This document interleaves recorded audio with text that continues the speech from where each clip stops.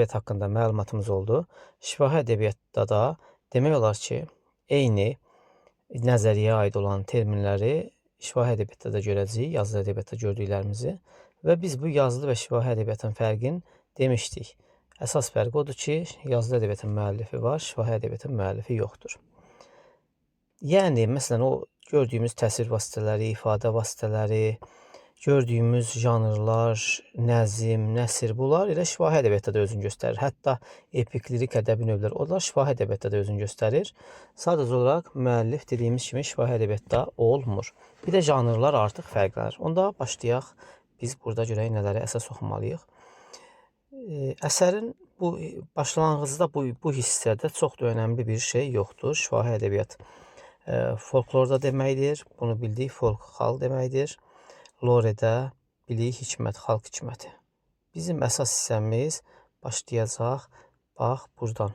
Buranı önəmli fikirlər var burada. Yazılıb burada həyatı əks etdirmə üsuluna. Yazılı ədəbiyyatda demişdik, həyatı əks etdirməyə görə neçə cür olur? 3 cür: lirik, epik, dramatik. Elə burada da həyatı əks etdirməyə görə 3 cür olur: lirik, epik və dramatik. Ədəbi növlər eynidir. Həyatı əks etdirmə üsulları eynidir.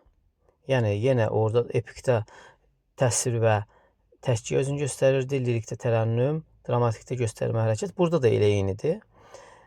Amma fərq janrlarında olacaq. Və başlayırıq lirik növdən. Birinci lirik növdən, lirik növün janrların burada qeyd ediblər. Biz özümüz bir-bir keçdikdən deyəcəyik. Onda belə deyək, lirik növdə 3 əsas janr görəcəksiniz. Baxın, lirik növdə 3 əsas janr olacaq. Nəğmələr, qarşısında mötərizə yazılıb, artıq o nəğmələrin növləridir. Nəğmələr birinci, bayatlar ikinci, mahnılar üçüncü. Deməli, şifahi ədəbiyyatda lirik növə aid 3 janr var. Şifahi ədəbiyyatda lirik növə aid 3 janr var. Nəğmə, bayatı, mahnı. 3 əsas janr var. İndi birinci biz başlayırıq nəğmələrin növlərindən. Görək, nəğmələrin hansı növləri var. Baxın, burada yazılıb birinci əmək nəğmələri, əmək nəğmələri. Deməli, lirik növün birinci növü nə oldu? Əmək nəğmələri. Əmək nəğmələri də özü 2 yerə bölünür. 1. Holavarlar, 2. Sayacı sözlər. İndi holavar və sayacı sözlər haqqında burada bizə məlumat verilib. Holavarlar sırf əkinçilik, sayacı sözlər isə heyvandarlıq və qoyunçuluqla məşğuldur. Əslində burada o qədər də çətinliyiniz olmayacaq. Yəni, holavardırsa, öküz, xan öküz, görürsünüz, öküzdən, kəldən, bunlardan söhbət gedəcək. Sayacı sözü isə əsasən qoyunçuluqla bağlı olduğu üçün əsasən qoyunla söhbət gedəcək. Başqa burada ehtiyac biləsi olduğunuz bir şey yoxdur. Yəni, elə belə oxuyarsınız bu hissəni, amma dediyimiz kimi lirik növün 3 janrı var: nəğmələr, bayatılar, mahnılar. Nəğmələrin də növləri var. Birinci nə olsun o növlər? Əmək nəğmələri olsun. Əmək nəğmələri neçə yerə böldük? 2 yerə. Holavar və sayacı söz. İşimiz bitdi. Ərəsindən bir 2 cümlə bildik, bəsdir. Keçirik nəğmələrin bir dənə də növü nədir? Mövsüm nəğmələri. Burada yazılır mövsüm nəğmələri. Mövsüm nəğmələrində 1-2 cümlə bilmək lazımdır. Mövsüm nəğmələri nə deməkdir? Yəni, yaz, payız, qış, yəni bunlarla bağlı olan nəğmələrdir. Fəsillərlə bağlı olan nəğmələrdir.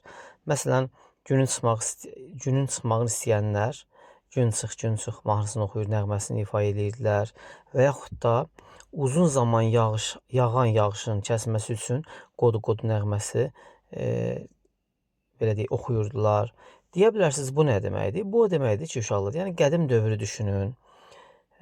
Təqvim yox, fəsillərin dəyişməyi bilinmir, necə olacaq. İndi məhsul əkiblər, bilmirlər, televiziyada onlara hər hansı bir məlumat verilmir, gün çıxacaq, çıxmayacaq. Onlar da özləri üçün müəyyən bir inanca yaratmışlar. Nəğmələr oxuyurdular, məsələn, gün çıx, fikirləşirlər ki, gün çıxacaq. Və ya da yağışın kəsməsi üçün qodu oxuyurdular, fikirləşirlər ki, qar, yağış kəsəcək, quraqlıq keçəndə və yaxud da nəğmələr oxuyurdular və s. Belə. Bu oldu nə? Mövsüm nəğmələri. Fikir verdiniz, mövsüm nəğmələrinin növü olmadı. Keçirik məişət nəğmələrini. Məişət nəğmələrinin isə 2 növü var. Hansılardır? Məişət nəğmələrində biz öyrənəcəyik laylalar və oxşamalar. Laylalar və oxşamalar.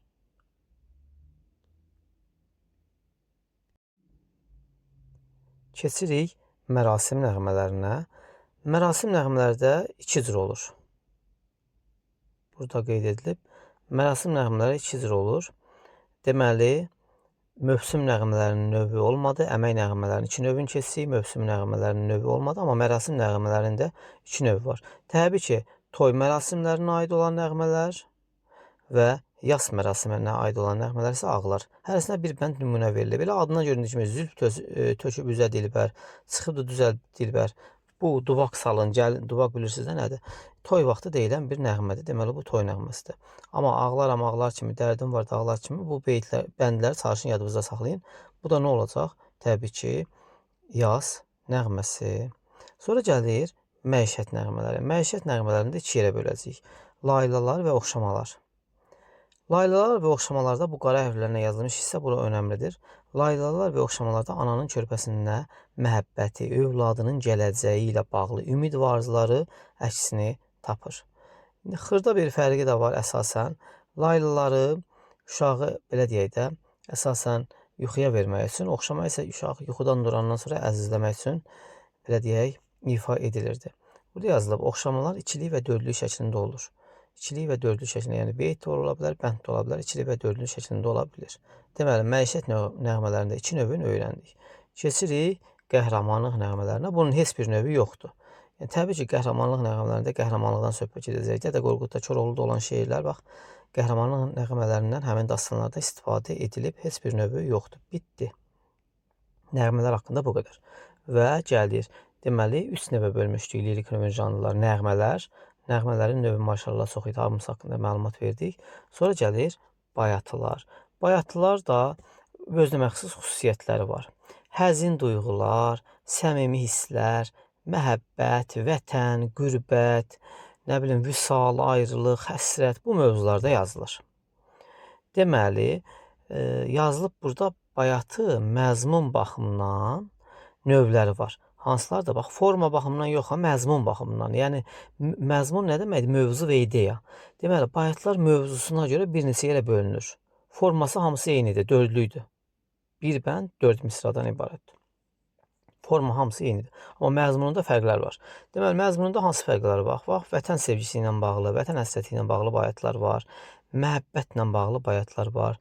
Mərdlik, mübarizlik, qorxmazlıq haqqında bayatlar var və s. Bayatı deməli 4 misradan ibarət olur. Bayatı 4 misradan ibarət olur.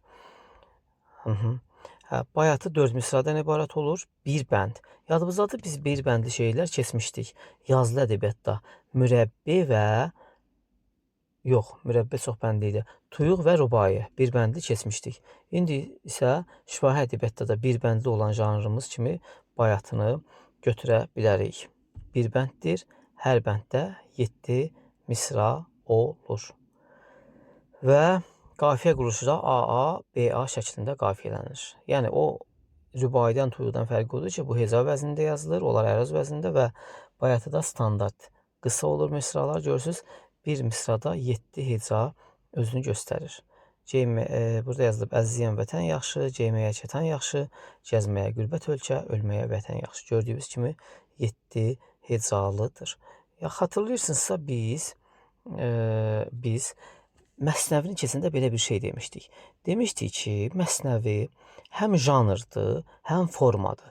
Janrdır, yəni kiçik həcmli əsərlər olur, Məsnəvi janrında yazılır, 10-15 beyt olur, qafiyə quruluşu AA, BB, CC olur. Bu oldu Məsnəvi janrı. Formadır nə deməkdir? Tutaq ki, iri həcmli poemalar nəzmlə yazılır da poema, bilirsiniz. Qafiyə quruluşunu qəzəl kimi, qəsdə kimi eləyə bilmirdilər. Çox çətin idi. Beytlərdə qafiyələnmələr bir-birindən əlaqələnir. Qafiyə quruluşu hər beytdən bir dəyişən Məsnəvi formasında yazmaq daha rahat idi. Ona görə Məsnəvi həm də poema üçün nə olmuşdu? Forma. İndi bayatı haqqında da şifahi ədəbiyyatda bunu deyirik. Həm janrdır, yəni özünə məxsus janrdır. Vətəndən, qürbətdən danışılır. Bu bayatı janrıdır. Məsələn, əziyən vətən yaxşı, ceyməyə çətan yaxşı və s. Bu bayatı burada janrdır. Amma həm də nəğmələr ki var, bu bayaq qarşımıza çıxdığı nəğmələr. Həm də onlar bayatı formasında yazılır. Deməli, bayatı da olan nəğmələr üçün nədir? Həm də bir formadır.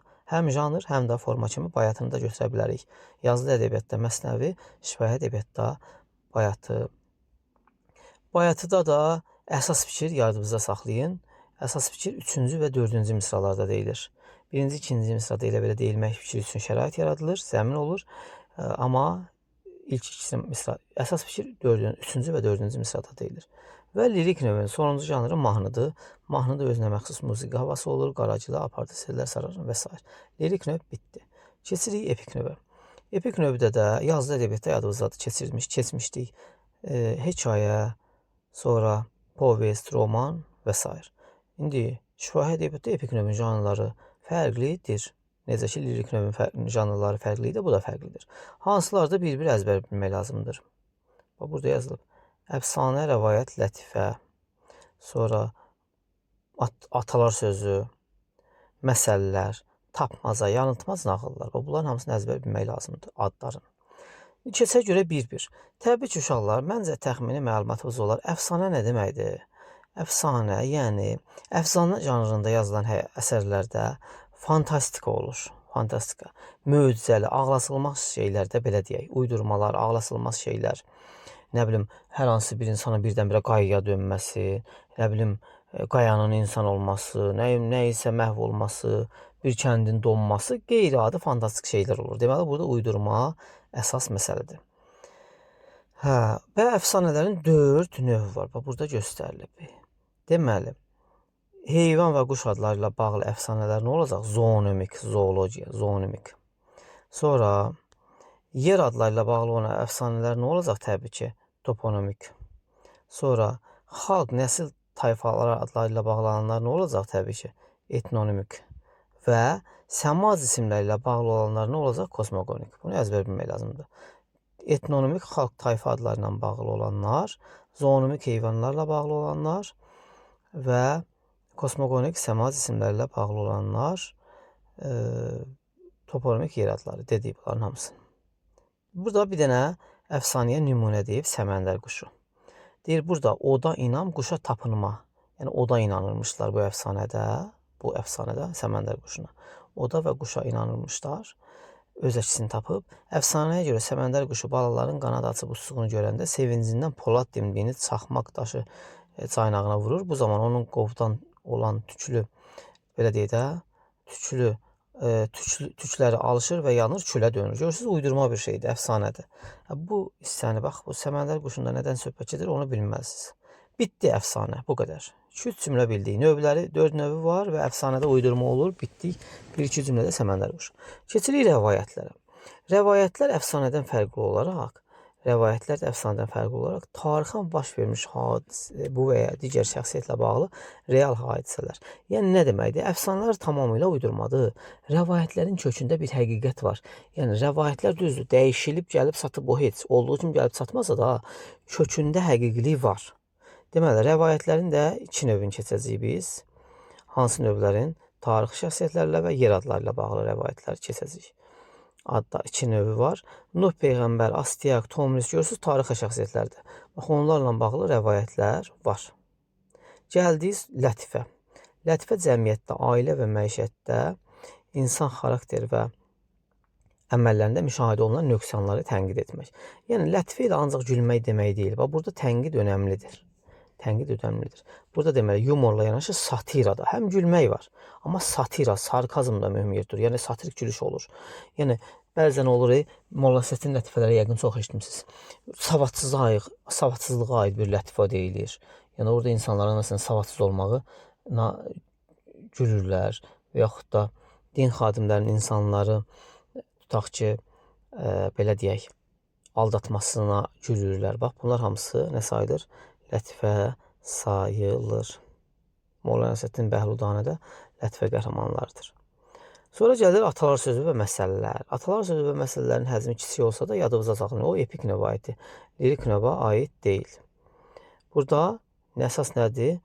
Müdrik kəlamlar önəmli yer tutur. Baxın, atalar sözlərində nədir? İbrətli, müdrik məzmunlu ifadələr, yığcam, bitkin ifadələrdir.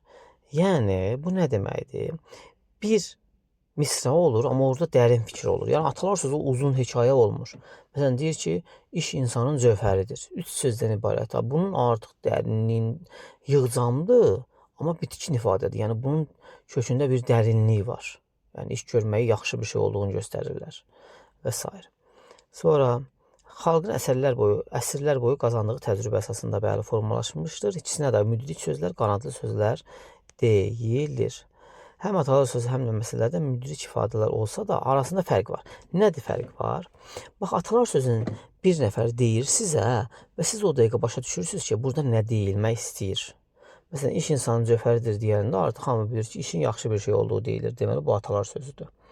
Və yaxud da bu günün işini sabaha qoyma, artıq burada hamı bilir ki, bu atalar sözüdür. Çünki yəni, işi vaxtında görmək lazım, sabaha qoymaq lazım deyil. Amma məsələlərdə fikir deyilir. Hə, fikir deyilir, onu başa düşmək üçün o deyilən fikrin hansısa bir lətifə ilə bağlı olmağın bilmək lazımdır. Məsələn, bu nə deməkdir? Bax, real izah eləyəsə, dava yorğan davasıdır. Belə bir burada şey deyiblər, məsəl deyiblər. İndi dava yorğan davasıdır, heç kim, əslində nəsihətamiz bir fikirdir. Amma başa düşmürük, nə deməkdir görəsən bu? Nə deməkdir bu? Yəqin eşitmişsiniz də o vaxt o Molla Nəsrəddin görür küçədə dalaşırlar. Nə bilim o qaçır, hamı qaçır küçəyə. Bu da şüyürmüş, nəymiş, yorğana bürünür, düşür həyətə. Takka hamı o onu döyülmüş, bu bunu döyülmüş. Onda görür ki, bir nəfər bunun yorğanını çəkdi, apardı. Apardı. Yavaş-yavaş hamı dağılışdı. Baxdı ki, hamı çıxdı, getdi, dalaşdı. Böyle itirən bu oldu, yorğanı getdi. Dedi ki, deyəsən dalaşmaq bu dava yorğan davasıymış. Görürsünüz? Yəni məsələləri başa düşmək üçün onun arxasında olan lətifəni də bilmək lazımdır. Bax, testdə sizə belə bir sual düşə bilər. Hansı janrın sonluğundan yeni bir janr yaranır? Bax, lətifənin sonluğundan yeni bir janr, məsəl yarana bilər. Lətifənin sonluğundan yeni bir janr yarana bilər. Məsələn, Çarın könlündəki var. Yəqin onu da bir araşdırıb oxuyarsınız, nə demək istədiyimi başa düşərsiniz. Yəni, Çarın könlündəki deyək də belə bir məlumatdır ki, bir nəfər kar olur, gedir xəstənin yanına. Və yolda fikirləşir ki, mən karam da, onsuz eşitməyəcəm isinə. Deyir, heç nə olmaz da, soruşacam necəsən, yəqin deyəcək, yaxşıyam, deyəcəm, hə, şükür Allaha, deyəcəm, gəlib gedən var, deyəcək, hə, çox sağ ol, qohumlar gəldi, deyəcəm, hə, lap yaxşı. Karda axı, bu heç nə eşitmir. Gedir, deyir, hə, qonşu necəsən? Deyir, ölürəm, deyir, hə, lap yaxşı. Axı, könlündə o yaxşı mənanı tutub nəzərdə, amma bu pis, bu da şok olur, deyir, gəlib gedən var, deyir, Əzrail gəlir, deyir, hə, qədəmləri xoş olsun. Artıq, görürsünüz, bu lətifəni bilməsəydik, karın könlündəkinin nə olduğunu biz başa düşməzdik. Məsəl, amma məsəldir, nəsihətamiz bir fikirdir. Nəysə, lətifə ilə deməli məsələlər arasında bir əlaqə var. Sonra keçirik nəyə? Yanıltmazlar. Yanıltmazlar da səs oyunu üzərində qurulmuşdur. Həm nəsr, həm də nəzr üzərində qurulur. Yəni, yanıltmazlar həm nəsr olur, həm də nəzm olur. Yəqin bilirsiniz də, Aşpaz Abbas aş asmış, asmışsa da az asmış. Yəni, burada yumoristik səciyyyə daşıyır. Yanıltmazlar. Əsas məqsəd nədir bəs? Əsas məqsəd, yəni, belə deyək də, nitqi düzəltmək, uşaqların danışmağına kömək və s. Bitdi, bu da oldu yanıltmaz. Sonra gəlir nağıllar. Hə, nağıllarda əsas fikirlər var, müəyyən qədər əsas fikirlər var. Birinci, ilk növbədə nağıllarla bağlı bir şeyi bilmək lazımdır. Bu çox önəmli şeylərdir. Bu isə çox önəmlidir. Nədir o? Hadisələr əsas qəhrəmanla bağlı olur. Yəni, əsas qəhrəman var, bizim o baş obrazımız bütün hadisələrin mərkəzində olur, bu bir. Və əsas qəhrəman əksər hallarda, yəni çox vaxt ideallaşdırılır, müsbət obrazı olur. Yəni, mənfi xüsusiyyətləri demək olar ki, verilmir o əsas qəhrəmanın. Və qarşılaşdığı bütün çətinliklərə dəf edir, qalib gəlir. Şər qüvvələrə qalib gəlir nağıl. Axı, nağıl uşaqsın deyilir. Yəni, orada sonda müsbət qəhrəman qalib gəlməlidir də. Bax, nağılın bu xüsusiyyətləri var. Və məzmunca, nağılın da məzmunca 3 növ var. Heyvanlar, elə burada da ayrı almışam, sehirli və məişət. Burada da haqqında oxuyarsınız, heyvanlar nağıllarında heyvanlar iki yerə bölünür, müsbət qəhrəmanlar, mənfi qəhrəmanlar. Sehirli nağıllarda cin, div, əjdaha, ifritə kimi mənfi qəhrəmanlar var və yaxud da sehirli xalça kimi müsbət qəhrəmanlar da olur. Məişət nağıllar isə burada real, belə deyək də, sehirzad olmur, demək olar ki. Yəni, sadə adam olur, ya kasıb adam olur, qarşılaşdığı çətinliklər olur və sonunda qalib gəlir. Aşıq yaradıcılığı haqqında bizim məlumatımız olub, demişik. Aşıq yaradıcılığı da şifahi ədəbiyyatının növüdür. Bunun haqqında məlumatımız var. Və sadəcə fərq odur ki, aşıq yaradıcılığının müəllifi olur. buraya aid ən çox nələr işlənir? Qoşma, gəraylı və təznis ən çox işlənir. Bayatı da yazıblar bura. Bayatını da bəzən yazırlar. Yəni bayatı şifahi ədəbiyyata aiddir. Yəni müəllifi olmur. Amma bəzi şairlər, yazıçılar var, onlar da bayatı yazıb. Ona görə bayatının da adını buraya yazıblar. Bunu da oxuyarsınız. Onsuz məlumatımız var. Gəlirik sonuncu dramatik növə. Dramatik növdə belə deyək. Dramatik növdə ədəbi növlərdən biridir şifahi ədəbiyyatda. Bunun da 3 janrı var. 3 janrı hansılardır? Xalq oyunları, xalq tamaşaları və şəbihlər. Baxın, dramatik növün yazılı ədəbiyyatdan janrları hansıları idi? Komediya, dram, faciə. Amma şifahi ədəbiyyatda janrları, xalq oyunları, xalq tamaşaları, şəbihlər. Adından göründüyü kimi xalq oyunları uşaqların oyunlarıdır əsasən. Xalq tamaşaları meydan tamaşalarıdır. Yəni meydanlarda çıxıb göstərirdilər o vaxt. Kəndlərdə də gedirdilər, tamaşa göstərirdilər. Məsələn, xalq tamaşalara bir dənə nümunə göstəriblər. Əkəndə yox, biçəndə yox, yeyəndə ortaq qardaş. Burada nədən söhbət gedir? Burada tənbəllikdən söhbət gedir. Yəni əməyə rəğbət var, yəni işləmək yaxşı bir şey olmağını göstərir və tənqid edilir. Nə? Tənbəllik. Gəldik. Şəbihlər haqqında da məlumat verilir. Burada şəbihlər dini tamaşalardır. O məhərrəmlik ayında zətdə, indi düzdür, filmlərdə ad verilir, daha tamaşalar demək olar ki, göstərilmir. Bu xalq tamaşaları, xalq oyunları demək olar ki, az oynanılır. Bu telefon, texnologiya o qədər həyatımıza girib ki, artıq bunlar biraz əhəmiyyətini itirib, amma yenə də bunlar haqqında məlumatımız olmalıdır. İşte, məhərrəmlik aylarında da, yəni dini tamaşalar göstərirdilər. O imamların, peyğəmbərlərin öldürülməsi ilə bağlı və s. İndi burada son bir şey nə qaldı? Xalq oyunlarını 2 yerə bölüblər. Hərəkətli oyunlar və belə deyək, oturaq oyunlar. Bunların hamısını əzbər bilməlisiniz. Bu hissədə yazılıb. Hərəkətli oyunlar hansılardır? Oturaq oyunlar hansılardır? Lal dinməz, əl üstə kimin əli uçdu olur. Oturaq oyunlara dəsmalı ver, xəndəyə düşmə, dəyirman olur. O birisinə. Və burada bir şey də qaldı. Nə? İndi onu deyəcəm. Xalq oyunlarında bir neçə şey özüm göstərir. Nə? Bir neçə şeyi birləşdirir. Musiqini, rəqsi, şeiri, aktyorluğu özün göstərir xalq oyunlarında.